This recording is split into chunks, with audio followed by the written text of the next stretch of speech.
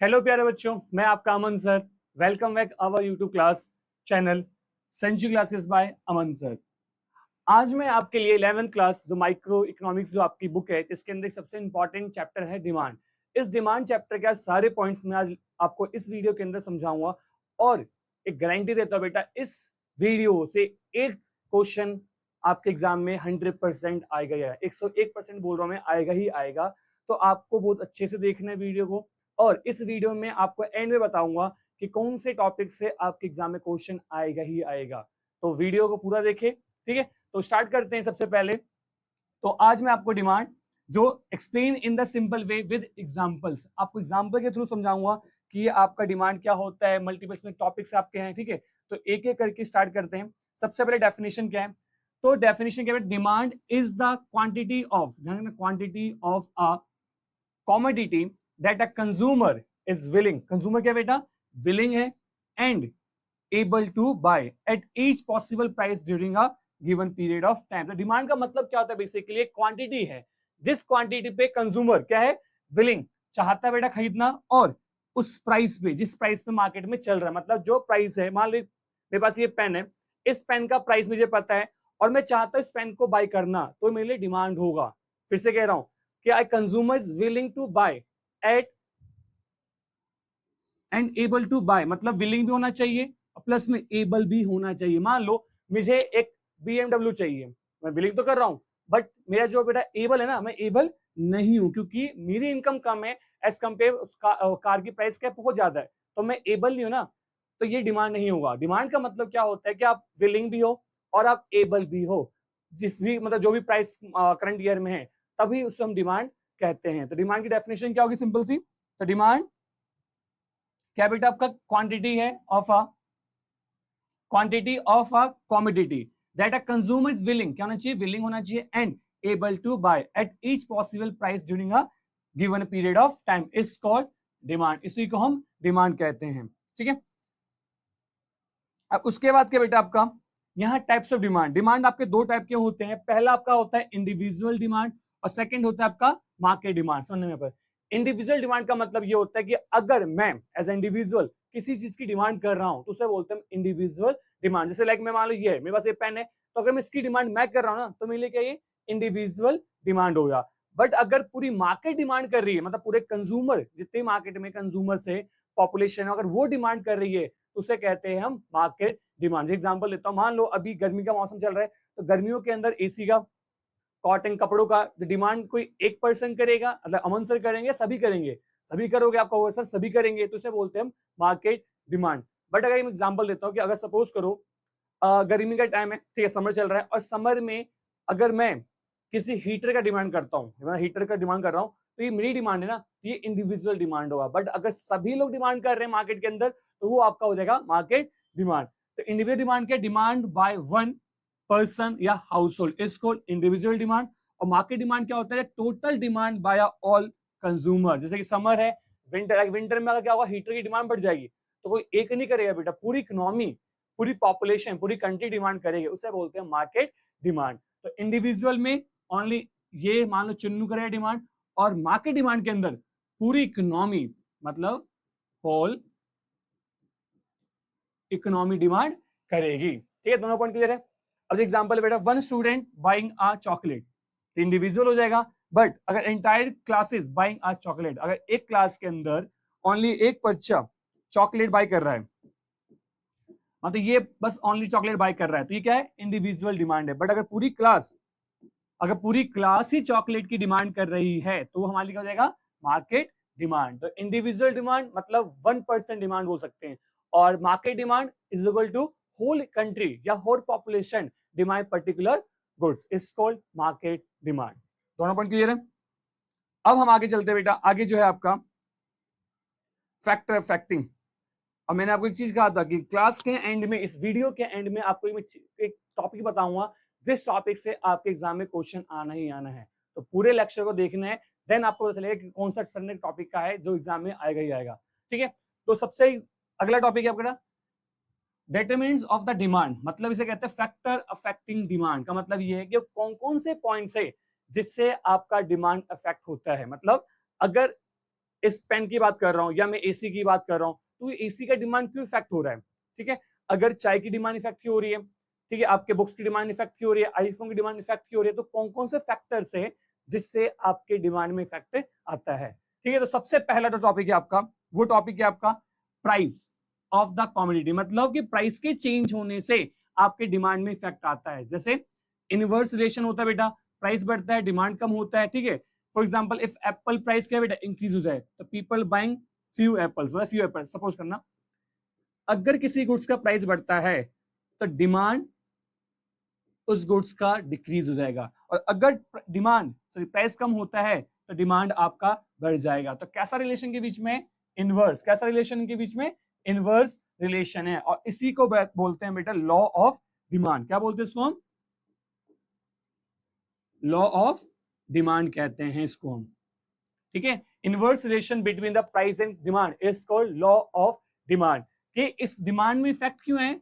इस डिमांड में इफेक्ट इसलिए आ रहा है कि प्राइस में चेंजेस आ रहे हैं, तो प्राइस अगर इंक्रीज होगा डिमांड आपका डिक्रीज होगा, प्राइस डिक्रीज होगा तो डिमांड आपका बढ़ जाएगा। इसी को बोलते हैं बेटा प्राइस ऑफ द कमोडिटी। के प्राइस के चेंज होने से आपका डिमांड में चेंजेस आ रहा है, ठीक है। इसे ही बोलते हैं हम law of demand, inverse relation between price and quantity. कि अगर प्राइस बढ़ेगा क्वांटिटी आपका कम हो जाएगा, प्राइस कम होगा क्वांटिटी आपका बढ़ जाएगा। जैसे एग्जांपल देता हूं कि अगर सपोज करो फोन की प्राइस कम हो जाए तो लोग डिमांड बढ़ा देंगे, अगर फोन के प्राइस बढ़ जाते तो फोन के प्राइस बढ़ते डिमांड कम हो जाते ना, क्योंकि कैसा रिलेशन है? इनवर्स रिलेशन है। यहां तो पॉइंट क्लियर है। तो पहला पॉइंट क्या आपका बेटा? प्राइस की चेंज होने से आपका डिमांड में चेंज आ रहा है। कैसा रिलेशन होता है? इनवर्स। कैसा रिलेशन होता है आपका? इनवर्स रिलेशन आपका होता है प्राइस एंड क्वांटिटी के अंदर। कि प्राइस बढ़ेगा डिमांड कम हो जाएगा, अगर प्राइस कम होगा तो डिमांड आपका बढ़ जाएगा। ये पहला पॉइंट था आपका, ठीक है। आई होप आपको सबको समझ आएगा पहला पॉइंट। अब अगले पॉइंट की तरफ चलते हैं बेटा। सेकंड पॉइंट जो आपका है, सेकंड पॉइंट आपका है इनकम। सेकंड पॉइंट क्या आपका? Income of the consumer. अब सुनना मेरी बात बहुत प्यार से। इनकम किस, देखो इनकम से क्या होता है ना कि प्राइस में कोई चेंज नहीं आएगा, प्राइस वही रहेगा, बट आपकी डिमांड में चेंज आएगा। कैसे चेंज आएगा सर? अब बताता हूं। मान लो ये फोन है मेरे पास, ठीक है, इस फोन की वैल्यू 15,000 थी, रेट तो वही है ना, 15,000 आज भी है और आने टाइम में 15,000 था, बट इसका डिमांड जो है ना मैंने चेंज किया है। पहले ये फोन मैं नहीं खरीद पाया था बिकॉज में इनकम नहीं थी, अब इनकम बढ़ी तो मैंने इसका डिमांड किया, इनकम कम हुआ डिमांड मैंने कम कर दिया। तो प्राइस तो वही है ना, प्राइस तो 15,000 ही है, लेकिन डिमांड चेंज हो रहा है ना ड्यू टू माई इनकम। कि अगर आपका इनकम चेंज होगा तो आपकी डिमांड में भी चेंजेस आएंगे। तो यहाँ पे दो चीजें हैं समझना, एक होता है नॉर्मल गुड्स, एक होता है इंफीरियर गुड्स। नॉर्मल गुड्स में क्या होता है कि इनकम बढ़ेगा डिमांड बढ़ जाएगा, इंफीरियर में क्या होता है इनकम बढ़ेगा डिमांड आपका कम हो जाएगा। मतलब इसमें आपका डायरेक्ट रिलेशन होता है, और इसमें क्या होता है इनवर्स रिलेशन होता है, ठीक है। मतलब कि अगर इनकम चेंज बढ़ रहा है तो डिमांड भी बढ़ रहा है, इनकम कम होगा डिमांड भी कम हो जाएगा। इसमें क्या होता है इनकम बढ़ेगा डिमांड आपका कम हो जाएगा, और इनकम कम होगा डिमांड आपका बढ़ जाएगा। अब सर ये क्या बता रहे हो आप, इनकम की वजह से दो दो चेंज कैसे आ रहे हैं?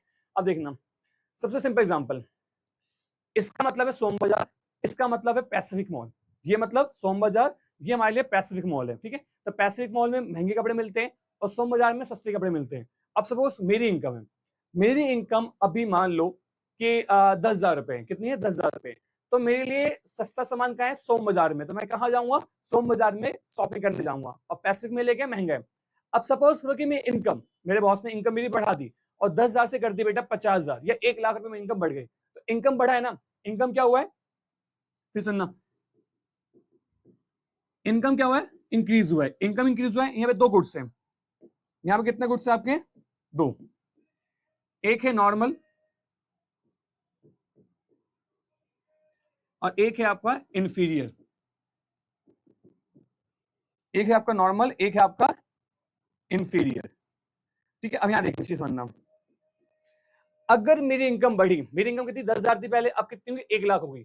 ये सोम बाजार है, ये मेरे लिए पैसिफिक मॉल है। तो जब मेरी इनकम 10,000 थी तो मैं सोम बाजार से कपड़े लेता था, जहां से कपड़े नहीं लेता था। अब मेरी इनकम 1 लाख रुपए हो गई है, तो मैं अब कहाँ जाऊंगा? तो मैं अब बेटा कहाँ जाऊंगा? सोम बाजार ना जाके पैसिफिक मॉल जाऊंगा, और सोम बाजार क्या हो गया? कम हो गया, पैसिफिक क्या हो गया? बढ़ गया। तो मेरी इनकम बढ़ी, मेरी इनकम बढ़ी तो नॉर्मल गुड्स मतलब पैसिफिक मॉल के गुड्स की डिमांड बढ़ गई और सोम बाजार में लिए कम हो गया। फिर से कह रहा हूं, जब इनकम आपकी बढ़ेगी तो पैसिफिक जाओगे रेदर देन सोम बाजार। तो जब मैं पैसिफिक जाऊंगा तो नॉर्मल गुड्स की डिमांड बढ़ा दी मैंने और इनफी मतलब सोम बाजार की डिमांड क्या हुई, कम हो गई। तो जब इनकम बढ़ती है तो नॉर्मल गुड्स का डिमांड बढ़ता है और इनकम कम होती है तो नॉर्मल गुड्स का डिमांड भी कम होता है। फिर सुनना, 1 लाख इनकम हो गई तो मैं कहां जा रहा हूँ शॉपिंग करने, पैसिफिक मॉल। तो मेरे लिए सोम बाजार क्या हो गया, इंफीरियर। मेरे क्या हो गया, इंफीरियर। ये मेरे क्या हो गया, नॉर्मल हो गया। तो पैसिफिक मेरे नॉर्मल और इंफीरियर मेरे सोम बाजार हो गया। जैसे मेरी इनकम 1 लाख से मेरी हो जाए 5,000 रुपया, इनकम कम होगी ना, इनकम क्या हो गया मेरा, फिर से इनकम कम हो गया। तो यहाँ पे 2 गुड्स है, नॉर्मल और इंफीरियर। तो जब इनकम कम होगी, जब मेरी इनकम कम होगी तो अब देखो मेरी इनकम 1 लाख थी तो मैं पैसिफिक जा रहा था, सोम बाजार नहीं जा रहा था। अब मेरी इनकम 1 लाख से 5,000 हो गया ना, तो मैं पैसिफिक क्या कर दूंगा, कम कर दूंगा और सोम बाजार बढ़ा दूंगा। तो कैसा रिलेशन हुआ, जब इनकम डिक्रीज होती है तो नॉर्मल गुड्स की डिमांड भी डिक्रीज हो जाता है और जब इनकम डिक्रीज हो रही है तो आपका इंफीरियर डिमांड बढ़ जाता है। तो यहां देखना, इनकम बढ़ा तो नॉर्मल गुड्स का डिमांड बढ़ा। तो कैसा रिलेशन है, डायरेक्ट। इनकम कम हुआ तो कैसा, नॉर्मल कैसा हो गया, कम हो गया। तो कैसा रिलेशन है, डायरेक्ट। अब आ जाए इंफीरियर पे, इनकम बढ़ता है तो इंफीरियर की डिमांड कम होती है, इनवर्स रिलेशन है। इनकम कम होता है तो इंफीरियर की डिमांड बढ़ जाती है। तो कैसा रिलेशन, नॉर्मल में आपका डायरेक्ट रिलेशन होता है और इंफीरियर में आपका इनडायरेक्ट रिलेशन होता है। जब इनकम बढ़ेगा तो आपका नॉर्मल बढ़ेगा, इनकम कम होगा तो नॉर्मल कम हो जाएगा। ठीक है, और उसके बाद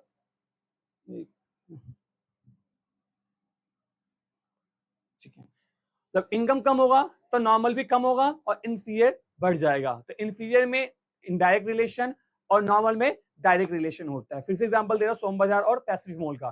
तो जब आपकी इनकम इंक्रीज होगी तो आप कहां जाओगे बेटा, गोलगप्पे खाने, मतलब जो भी आप खाना खाने जाओगे, पैसिफिक में जाओगे और सोम बाजार में कम कर दोगे। तो ये मेरे नॉर्मल हो गया, ये मेरे इंफीरियर हो जाता है। इनकम बढ़ेगा तो मैं पैसिफिक को बढ़ाऊंगा, इंफीरियर को कम कर दूंगा।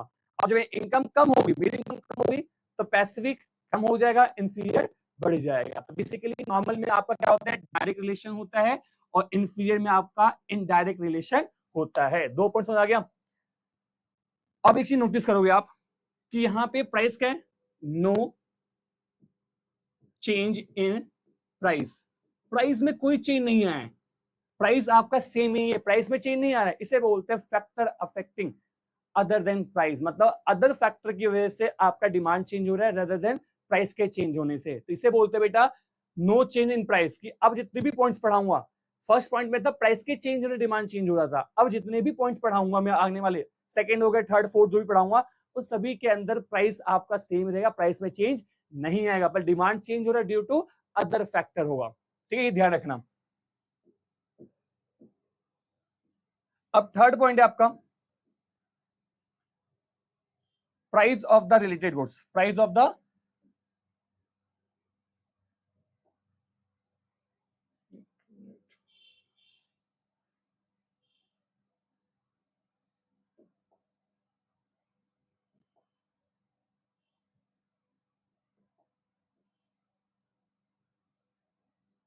ठीक है, तो price of the related goods आपका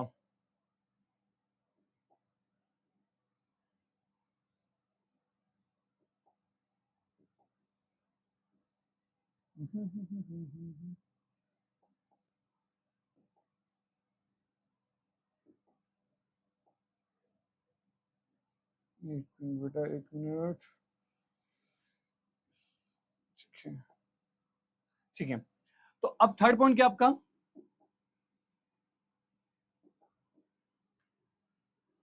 प्राइस ऑफ रिलेटेड गुड्स है आपका। अब यहां समझना, प्राइस किसका है, रिलेटेड गुड्स का है। मतलब अगर मेरे पास 2 गुड्स है, मैं एग्जांपल देगा आप समझ जाओगे बेटा। जैसे सपोज करो मेरे पास, एक मिनट ना, हाँ ठीक है,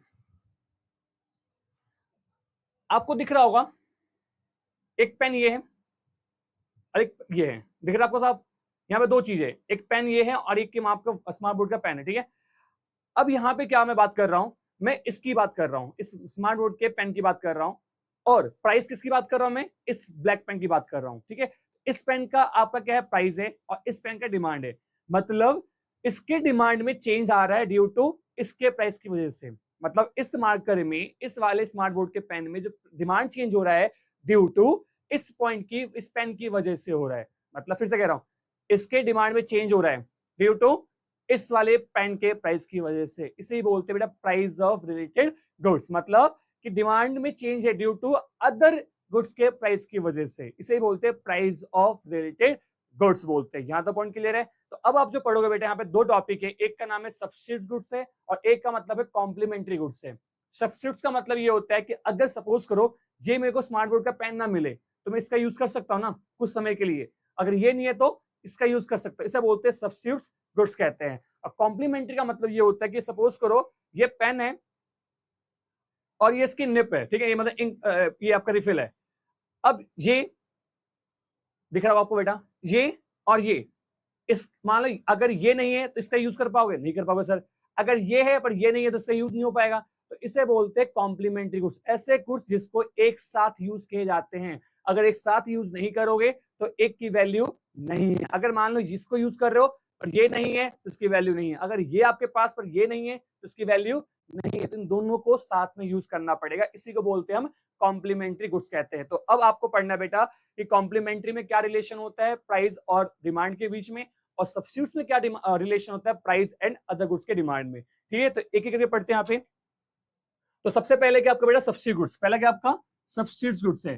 तो substitute goods T and coffee, Pepsi and Coke, ठीक है। इफ टी प्राइस, अभी सुनना, टी एंड कॉफी है। अब मैं यहाँ पे एग्जांपल ले रहा हूँ बेटा टी एंड कॉफी का, एक मिनट बस, ठीक है।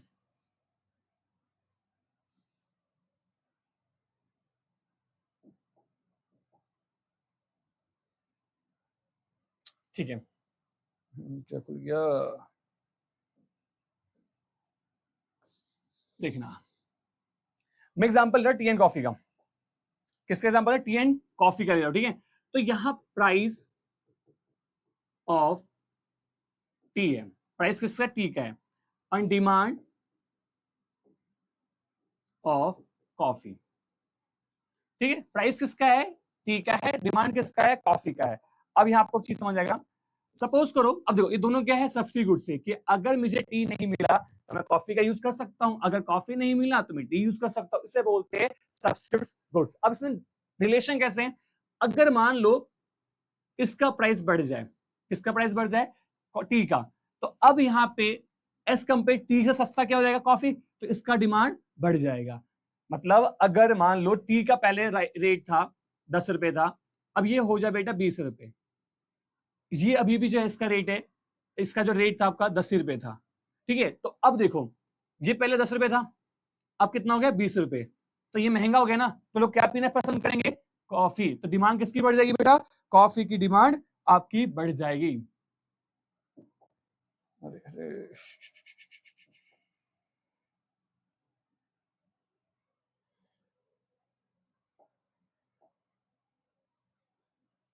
ये तो बहुत गलत हो गया बेटा, ठीक है।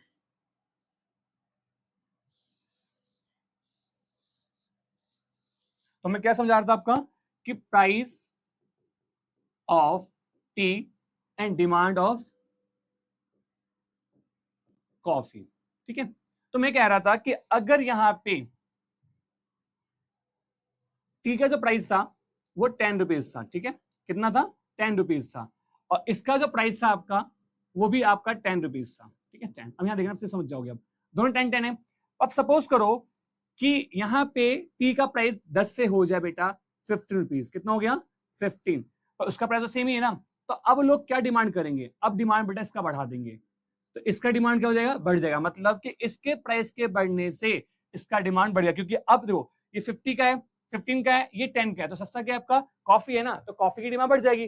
तो टी के प्राइस के बढ़ने से कॉफी का डिमांड बढ़ गया, बिकॉज ऑफ टी क्या हो गया, अब महंगा हो गया एज कंपेयर कॉफी। तो ये पहला पॉइंट था कि प्राइस बढ़ेगा तो इसका डिमांड बढ़ जाएगा। अब देखो यहाँ पे डिमांड प्राइस में कोई चेंज है, इसमें प्राइस में कोई चेंज नहीं आया है, ओनली चेंज किस में आ रहा है, डिमांड में। और चेंज क्यों आ रहा है, बिकॉज ऑफ इसके प्राइस के बढ़ने से।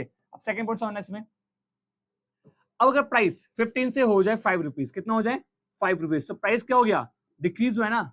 अब देखो कॉफी का प्राइस कितना 10 है, इसका प्राइस कितना है 5, तो सस्ता कौन सा है, टी है, तो इसकी डिमांड क्या हो जाएगी, इसकी डिमांड कम हो जाएगी। और डिमांड कम क्यों हो रहा है, बिकॉज ऑफ प्राइस कम हो गया, किसका, सब्सिडी गुड्स का हो गया है। तो यहाँ कहने का मतलब ये है कि अगर टी एंड कॉफी है तो टी का प्राइस बढ़ेगा तो कॉफी का डिमांड बढ़ेगा, अगर टी का प्राइस कम होगा तो कॉफी का डिमांड कम हो जाए। क्योंकि यहाँ पे क्या बेटा खेल है, प्राइस तो सेम ही है ना, देखो प्राइस में कोई चेंज नहीं है, प्राइस तो सेम ही है, लेकिन इसके प्राइस के चेंज होने से इसके डिमांड में चेंज आ रहा है। तो इसे ही बोलते हैं बेटा सब्सिडी गुड्स। क्या बोलते हैं उसको, सब्सिडी गुड्स में क्या चेंजेस आता है। तो कैसा रिलेशन है, डायरेक्ट रिलेशन है कि अगर टी का प्राइस बढ़ेगा कॉफी का डिमांड बढ़ जाएगा, टी का रेट कम होगा तो कॉफी का डिमांड कम हो जाएगा। तो इसमें क्या हुआ, no change, no change in price of coffee, coffee के प्राइस में कोई चेंज नहीं आया है, ठीक है, ध्यान रखना। इसमें चेंज क्यों आ रहा है,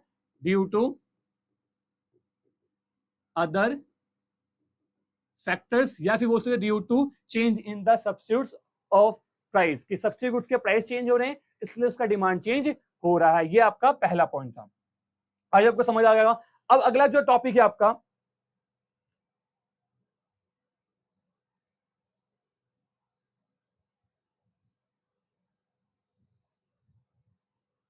देखो ये होगा ना सब्स्टिट्यूट। अब यहां देखना,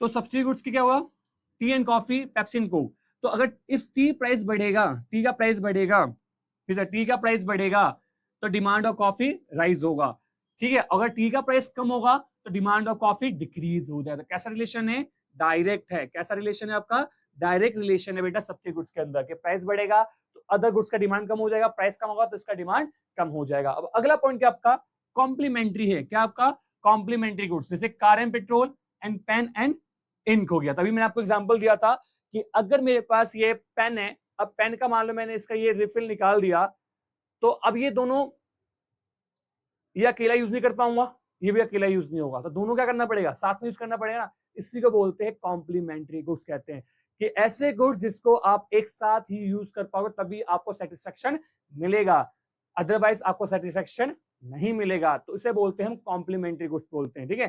तो आपका टी एंड शुगर हो गया, एक्सेप्शन जो डायबिटीज के पेशेंट उनकी बात नहीं कर रहा हूं मैं, T and sugar, without sugar T कोई नहीं पीता है, ठीक है, एक्सेप्शन की बात नहीं कर रहा हूं मैं कि सर आप तो झूठ बोल रहे हो, हम तो बेटा बिना शुगर के टी पीते हैं, तो एक्सेप्शन ऑलवेज प्रेजेंट होता है, ठीक है। तो हमने बस बात की है ऐसे गुड्स जिसको साथ में यूज किया जाता है, लाइक ये पेन, ये रिफिल और आपका इसका बॉडी होगा, ठीक है। तो अब यहाँ पे समझना कि इसके प्राइस के चेंज होने से, इनके प्राइस के चेंज होने से इसके इसमें क्या इफेक्ट पड़ेगा, यही आपको पढ़ना बेटा कॉम्प्लीमेंट्री गुड्स के अंदर पढ़ना है। तो इसमें कैसा रिलेशन होता है, इनवर्स। कैसा होता है, सुनना, if the petrol price rise होगा तो कार की डिमांड कम हो जाएगी, अगर पेट्रोल का प्राइस कम होगा तो कार का डिमांड बढ़ जाएगा। फिर देखो यहाँ प्राइस बढ़ा, डिमांड कम हो गया, यहाँ प्राइस कम हुआ, डिमांड बढ़ गया। तो कैसा रिलेशन है बेटा, इनवर्स। कैसा रिलेशन है, इनवर्स रिलेशन है इनके बीच में, रिलेशन है, ठीक है।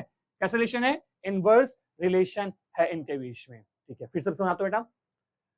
आपका थर्ड पॉइंट था, ठीक है, प्राइस ऑफ रिलेटेड गुड्स। इस पॉइंट के अंदर बताया गया है कि दो टाइप के गुड्स होते हैं, कॉम्प्लीमेंट्री और सब्सिडी गुड्स। सबसे पहले सब्सिडी गुड्स की बात करते हैं, ऐसे गुड्स जिसको आप रिप्लेस करके यूज कर सकते हो, जैसे आईफोन और एंड्रॉइड फोन, कि अगर मेरे पास आईफोन नहीं है तो मैं एंड्रॉइड फोन यूज कर सकता हूं, इसे बोलते हैं हम सब्सिडी गुड्स कहते हैं। इनमें रिलेशन क्या होता है कि अगर सब्सिडी गुड्स का प्राइस बढ़ेगा तो डिमांड बढ़ जाएगा, अगर सब्सिडी गुड्स का प्राइस कम होगा डिमांड कम हो जाएगा। तो कैसा रिलेशन है, डायरेक्ट रिलेशन है सब्सिडी गुड्स के अंदर।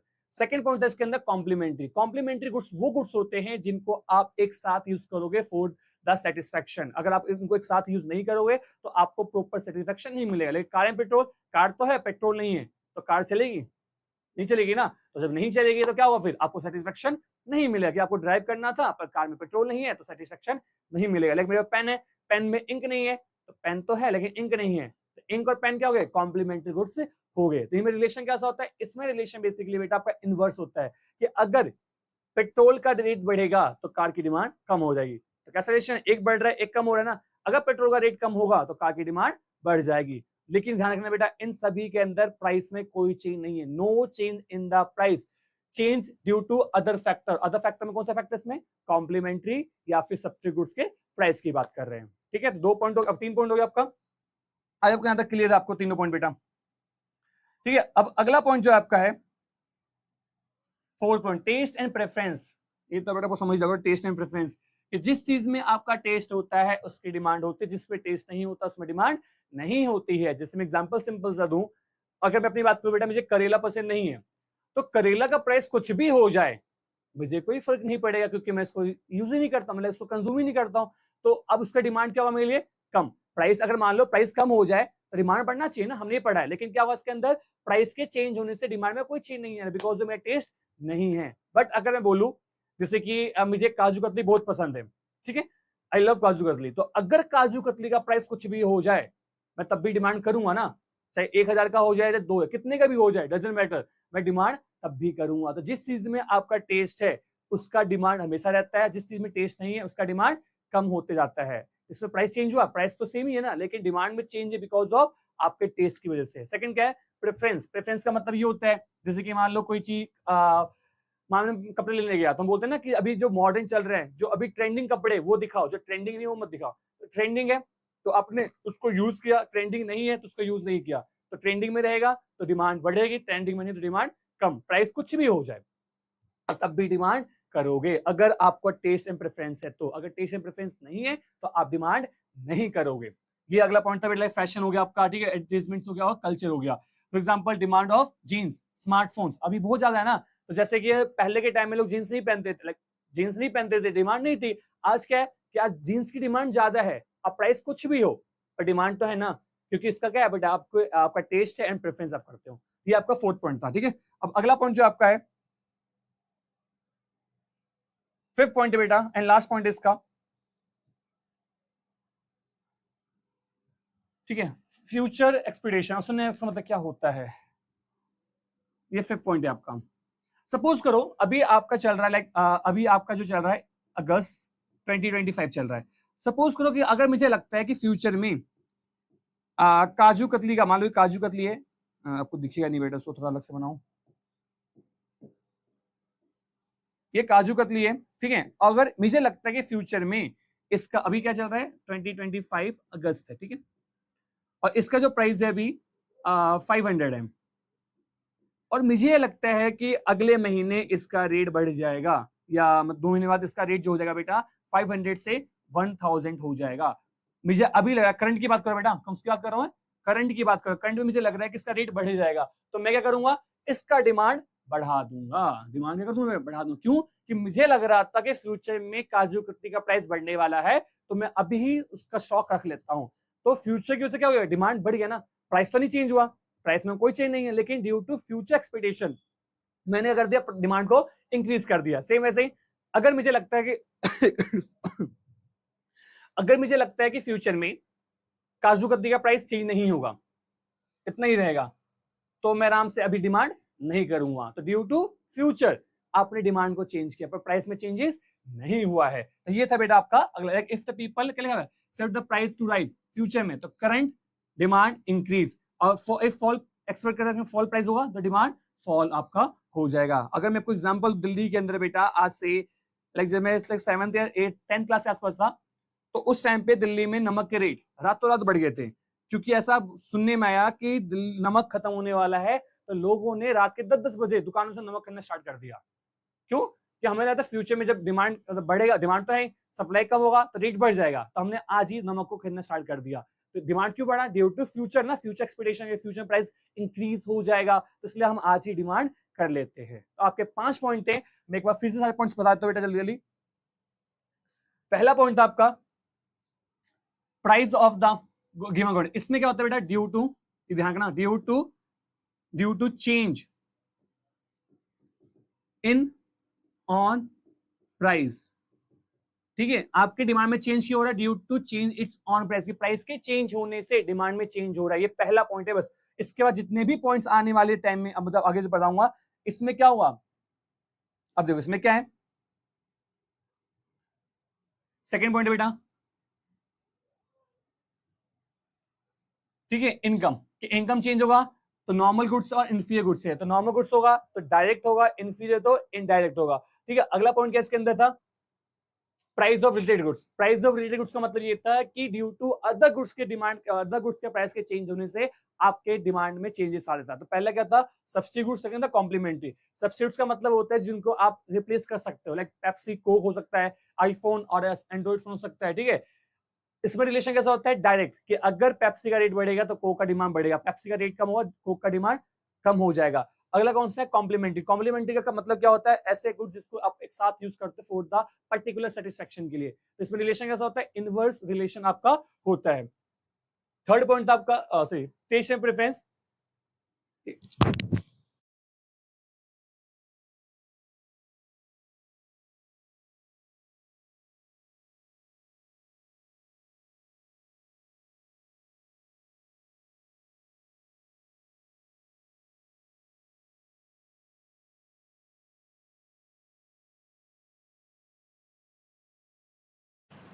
हाँ तो ठीक है, तो इसमें आपका अगला पॉइंट था टेस्ट एंड प्रेफरेंस। तो टेस्ट में चेंज आएगा तो डिमांड में चेंज आएगा, और टेस्ट में अगर आपका है तो डिमांड आप करोगे। देन उसके बाद फ्यूचर एक्सपेक्टेशन आपका हो गया बेटा, कि अगर फ्यूचर प्राइस बढ़ेगा तो डिमांड अभी बढ़ जाएगा, अगर फ्यूचर प्राइस नहीं इंक्रीज होगा, चेंज नहीं आएगा, तो अभी डिमांड नहीं होगा। तो ये आपके 5 पॉइंट थे, ठीक है। तो पांचों में से आपको सारे पॉइंट ध्यान रखने किस पॉइंट का क्या मतलब है।